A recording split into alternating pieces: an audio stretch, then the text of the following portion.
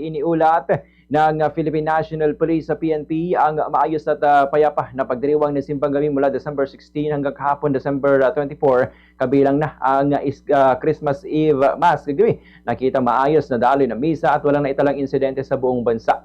Sa ilalim ng pamumuno ni Acting Chief Police Lieutenant General Jose Melencio Nartates Jr., nakatalaga ang mga pulis sa simbahan, transport hubs at iba pang mga pangunahing lugar upang tiyakin ang kaligtasan ng mga mananampalataya at publiko. Anya, ang maayos na selebrasyon ay bunga ng disiplina ng mamamayan at maagap na presensya ng kapulisan.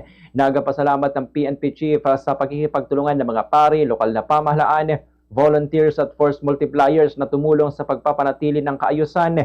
Binigyan din niya ang dedikasyon ng mga pulis na nananatiling naka-duty kahit sa panahon ng Pasko, na handang tumulong at magbantay para sa kaligtasan ng lahat. Patuloy na ipinatutupad naman ng PNP ang heightened police visibility at public safety operations sa buong holiday season, kabilang ang Christmas Day at sa nalalapit na New Year celebrations upang masiguro ang ligtas at masayang pagdiriwang ng publiko.